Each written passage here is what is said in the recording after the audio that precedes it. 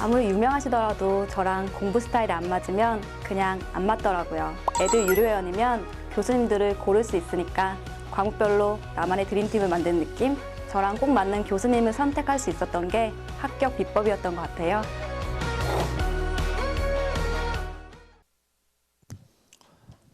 자, 실제로 한 적 있죠? 뭐 칠판합시다. 법률행위는 뜻이 뭐예요? 법률행위는 의사표시를 필수 불가결의 요소로 하는 법률 요건이다 라고 그랬고, 이때 법률행위는 중요한 특징이 당사자가 무한대로 의혹한 대로 법률 효과가 생긴다 그랬어요. 무한대로 의혹한 대로. 그 의혹한 대로 법률 효과가 생기려면 다시 두 가지 요건을 갖춰야 되는데, 두 가지 요건이 무슨 요건과 무슨 요건이죠?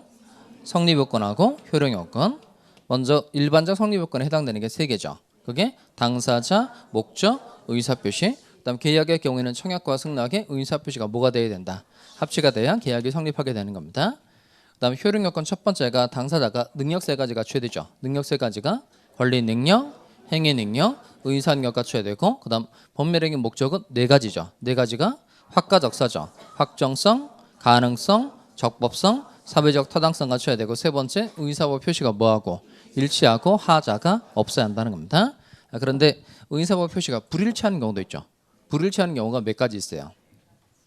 의사와 표시가 불일치하는 경우가 몇 가지죠? 세 가지죠. 세 가지. 세 가지가 뭐예요? 그게 비통착이죠. 비통착. 비통착. 벌써 한참 전에 옛날 얘기하는 것 같은 느낌이 좀 살짝 드는데, 비진이 표시는 뜻이 뭐예요? 의사와 표시가 불일치하는 것을 표의자가 아는 경우. 그리고 비진이 표시는 몇 조에 규정하고 있다? 107조. 107조 조문 어떻게 돼 있죠? 비유, RR 무선이죠. 그거 봐요. 외워놓으니까 언제 어느 때나 무조건 써먹을 수 있잖아요. 외우면 이렇게 늘 써먹을 수 있다가 늘 그냥 툭 치면 나오는 정도까지. 그러면 내용이 차곡차곡 쌓이면 좋아지는 거예요. 그다음에 통정어의 표시는 뜻이 뭐죠? 도도합이죠. 도도합. 그러니까 이걸 듣고 여러 외운 게 있으면 말할 수 있는 거잖아요. 도도합 뭐죠? 의사와 표시가 불일치하는 것을 표의자도 알고 상대방도 알면서 합의가 있는 경우. 그다음 통정어의 표시는 몇 조에 규정하고 있어요? 108조. 108조 조문 어떻게 돼 있죠? 통정무선이죠. 착오는 뜻이 뭐예요? 착오. 의사와 표시가 불일치하는 것을 표의자가 모르는 경우. 막 갖다 붙이면 되는 게 아니에요. 아는 게 비진의 표시고 모르는 게 착오. 합의가 있는 경우가 통정어의 표시. 갈수록 또 목소리가 줄어드네요. 또. 그럼 착오는 몇 조에서 규정하고 있어요? 109조. 109조 조문은 어떻게 돼 있죠? 내중착 중무선이죠. 내중착은 뭐죠? 내용의 중요 부분에 착오가 있을 것. 그다음 중무, 중대한 과실이 없을 것. 그다음 선의의 제3자에게 대항하지 못한다는 겁니다. 이 세 가지는 의사와 표시가 뭐하는 경우고 불일치. 그런데 의사와 표시가 일치하지만 의사결정에 하자가 있는 경우가 있죠. 그게 사기강박이죠. 사기강박. 사기강박은 몇 조에서 규정하고 있어요? 110조고 조문은 어떻게 되죠? 사강취선이죠. 사기나 강박에 의한 의사표시를 뭐 할 수 있다? 취소할 수 있고 취소로서 누구에게 대항하지 못한다. 선의의 제3자. 그러니까 여러분이 기초과정 쭉 수업하면서 여기까지 외운 것 같아요. 여기. 그러니까 107조, 108조, 109조, 110조 할 때까지만 좀 외우고 그다음부터 계속 안 외우고 따라온 거잖아요. 그죠? 물권법, 점유권은 뜻이 뭐예요? 벌써 목소리가 확 줄잖아요. 벌써. 점유권. 본권 유무를 불문하고 물건에 대한 사실상의 지배를 보호하는 권리. 점유하고 있으면 6가지 내용으로 보호해 준다 그랬죠. 6가지 내용 뭐죠?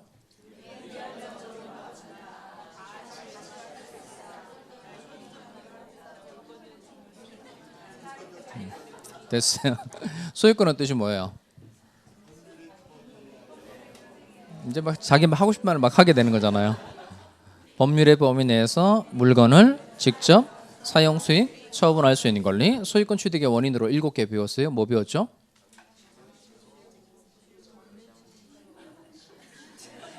이렇게 있죠. 자, 지상권은 뜻이 뭐예요? 소유, 사용이죠. 지상물을 소유하기 위하여 타인의 토지를 직접 사용할 수 있는 권리. 지역권은 뜻이 뭐죠? 자기 토지의 편익을 위하여 타인의 토지를 사용할 수 있는 권리고. 전세권은 뜻이 뭐죠? 전세금을 지급하고 타인의 부동산을 직접 사용 수익할 수 있는 권리. 그다음 유치권. 이제 뭐 말하기 싫은 거 아니야 이제. 더 이상 나올 것도 없고. 타인의 물건이나 유가증권에 관하여 생긴 채권이 변제기에 있는 경우 그 변제를 받을 때까지 목적물의 점유를 계속하면서 인도를 거절할 수 있는 권리. 저당권은 별 뭐 기대를 하지 않고 여쭤보도록 하겠어요. 저당권 뜻이 뭐예요? 일단 앞에 사람이 잘 생각이 나야 되죠. 채무자 또는 물상보증인이. 이게 중요하죠. 저당권의 뜻이 뭐라고요? 채무자 또는 물상보증인이 담보로 제공한 부동산에 대해 변제가 없는 경우 뭐하여? 경매하여 우선 변제를 받을 수 있는 권리. 그다음 부합물과 종물의 저당권의 효력이 미친다, 미치지 않는다. 미치죠. 근데 미치지 않는 경우 두 개 있죠. 뭐죠? 특특. 과실의 저당권의 효력이 미쳐요, 미치지 않아요? 미치지 않죠. 미치는 경우 있죠. 언제? 압류. 피담보 채권의 범위에 해당되는 게 5가지 있죠. 뭐 있죠?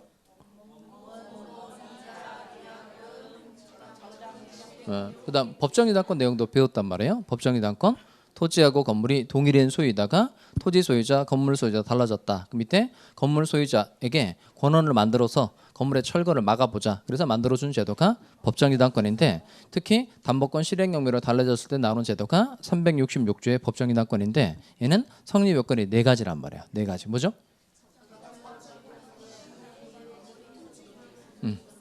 자, 첫 번째가 완전 쌩까는 표정인데요? 좀 당황스러운데 지난번에 제일 강조한 게 이건데 저당권 설정 당시에 토지 위에 건물이 있을 것. 두 번째, 저당권 설정 당시에 토지와 건물이 동일인 수일 것. 바로 직전에 한 건 조금 낫네요. 그래도 바로 직전에, 바로 전주에 한 거. 세 번째, 토지 또는 건물에 저당권이 설정되었을 것. 네 번째, 담보권 실행 경매로 토지 소유자와 건물 소유자가 달라질 것. 자, 나 이제 뭘 할 거냐면 다시 아까 이쪽으로 와보세요. 이렇게 갑도 출연했고 을도 출연했다면 무슨 계약이다? 쌍무가 아니에요. 출연했어요. 그럼 무슨 계약이죠? 유상계약. 그리고 갑이 부담하는 채무와 을이 부담하는 채무가 결련성이 있다. 그럴 때 무슨 계약이라고 한다? 쌍무계약. 유상계약의 반대말은 뭐죠? 무상. 그다음 쌍무계약의 반대말은 뭐야? 편무계약. 자, 그러면 그림 제가 매번 많이 제일 그리는 그림인데 갑 건물 소유자다라는 뜻인 거예요. 그다음에 건물에 대해서 을과 매매 계약을 체결한 겁니다. 그러니까 매매 계약 체결한 경우에 갑의 의무는 뭐죠? 갑은 을한테 뭘 해줘야 돼요? 건물 소유권 이전해 줘야 되고 을은 이에 대해서 뭘 지급해 줘야 된다. 대금 지급. 자, 그다음 날짜를 잘 보고 따라오세요. 먼저 갑하고 을이 1월 1일 날 매매 계약을 체결한 겁니다. 그리고 3월 1일에 건물 소유권 이전하고 대금 지급하기로 정한 거예요. 그럼 먼저 좀 이름 좀 붙여놓고 좀 갑시다. 그럼 대금 지급을 기준으로 하면 이 사람은 채권자다, 채무자다. 갑은 건물을 팔았으니까 을에게 대금 지급해 달라고 요구할 수 있죠. 그럼 대금 지급을 기준으로 하면 이 사람은 채권자예요. 그다음 대금 지급을 기준으로 하면 을은 채무자. 이렇게 요 흰색은 대금 지급을 말하는 겁니다. 연두색, 이건 건물 소유권 이전을 말하는 거예요. 그럼 연두색, 건물 소유권 이전을 기준으로 하면 이 사람 이름 뭐죠? 이 사람은 채무자. 그다음 건물 소유권 이전을 기준으로 하면 을은 어떤 사람이에요? 채권자예요. 이게 어느 것을 기준으로 하느냐에 따라서 이름은 계속 달라진다 그랬어요. 매매 계약을 기준으로 하면 이 사람 이름 뭐죠?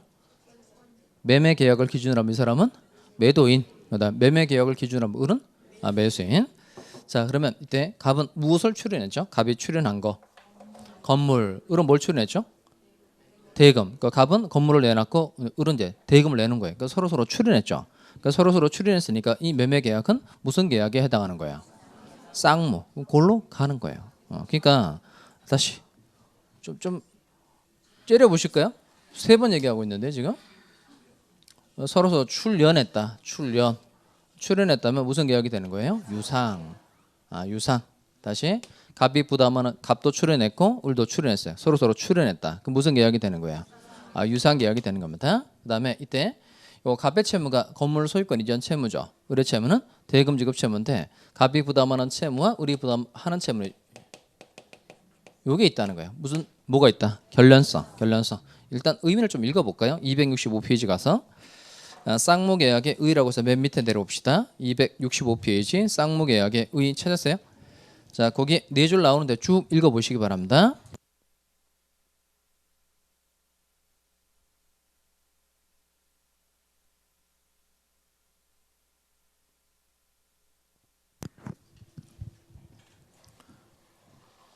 자, 거기 보니까 이게 이 결련성이라는 게 원래 일본 말이에요. 일본 말 결련성. 근데 그 일본 사람들 그 단어를 써놓고 서로 그 단어를 발음을 해보면 그 나라 사람들이 이제 그 단어가 뭘 말하는지 대충 느낌이 온단 말이에요. 정확치는 않아도 그냥 느낌이 서로 공통적인 느낌이라는 게 있단 말이에요. 우리나라 사람들은 뭐 겨울 이러면 어떤 느낌이 들어요? 겨울 그러면 춥다 이런 느낌이 들잖아요. 여름 그러면 덥다 그런 느낌이 들죠. 그러니까 어떤 단어를 말하면 그 언어권 안에 있는 사람은 그게 그 단어가 뭘 말하는지 공통적인 느낌이 있다는 거예요. 공부 그럼 어떤 생각이 들어요? 공부 하기 싫다 이런 공통적인 느낌이 들잖아요. 그다음에 일본 사람들은 거기 결련성이라는 단어를 말하면 그런 의미 서로 느껴지는 바가 있단 말이에요. 근데 그 결련성에 대응되는 우리나라 단어가 마땅한 게 없어요. 그 결련성에 대응하는 우리나라 단어가 없단 말이에요. 그래서 얘는 부득이 좀 비슷한 게 뭐냐면 영어가 조금 비슷해요. 영어가. 근데 영어를 또 아침부터 해야 되니까 좀 부담스럽긴 한데.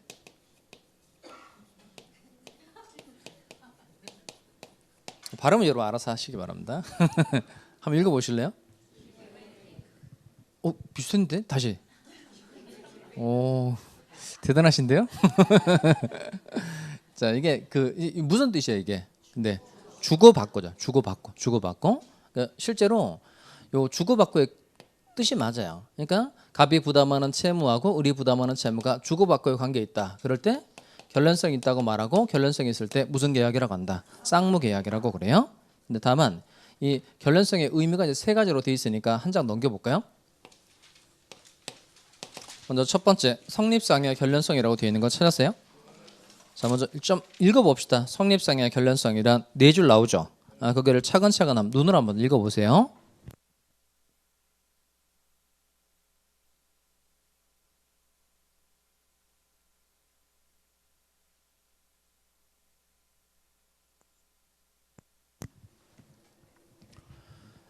자, 이쪽에 와서 성립상의 결련성은 일단 내용은 쉬워요. 이쪽에 와볼까요?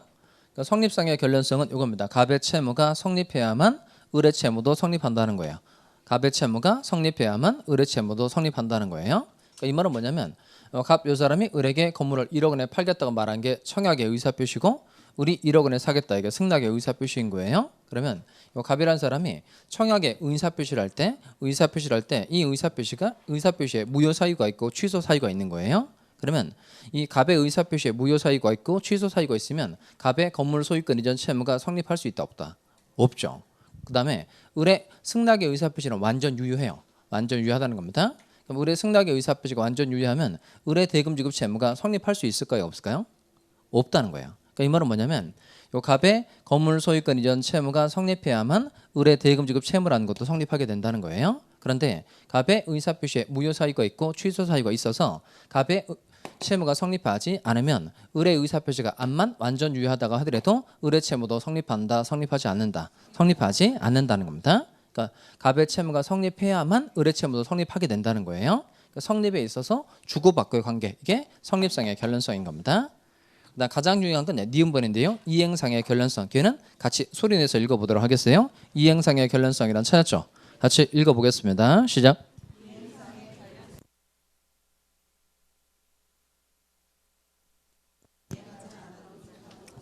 자, 이거 날짜 가져봅시다. 날짜. 그럼 계약을 체결한 건 언제죠? 계약 체결한 건 1월 1일. 건물 소유권 이전하고 대금 지급하기로 한 건 3월 1일. 그럼 잘 따라오세요. 그럼 갑 이 사람이 3월 1일에 건물 소유권 이전하면서 을에게 매매 대금 지급해 달라라고 청구할 수 있어요, 없어요?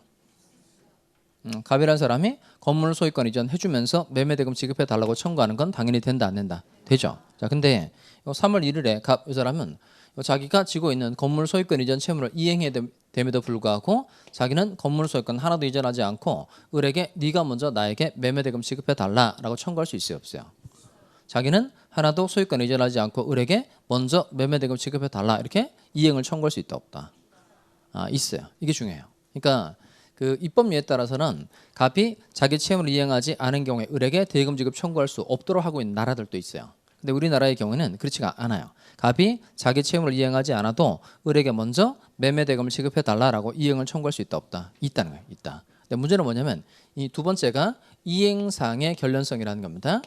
그러니까 갑이 이행을 하면 을도 이행을 하는 관계라는 거예요. 뒤집어 말하면 갑이 이행하지 않으면 을도 이행하지 않아도 된다. 이게 이행상의 결련성이 되는 겁니다. 그럼 지금 갑은 자기 채무를 이행한 거야, 안 한 거야? 안 한 거니까 을은 어떤 주장을 할 수 있죠? 갑 네가 이행하면 나도 이행을 한다. 이런 관계를 말하는 거니까 갑 네가 이행하지 않았으니까 나도 매매대금 못 주겠다. 이런 주장을 을이 할 수 있다, 없다? 있다는 겁니다. 요 이행상의 결련성에서 나오는 제도가 이게 동시이행의 항변권이에요. 다시 이행에 있어서의 주고받고의 관계, 즉 갑이 이행을 하면 을도 이행을 하는 관계, 이게 이행상의 결련성인 겁니다. 뒤집어 말하면 갑이 이행하지 않으면 을도 이행하지 않아도 되는데 이런 을의 권리의 이름을 뭐라고 표현한다는 거예요? 동시이행의 항변권이라고 말한다는 겁니다. 그 다음에 존속성의 결련성 또 4줄 읽어보시기 바랍니다.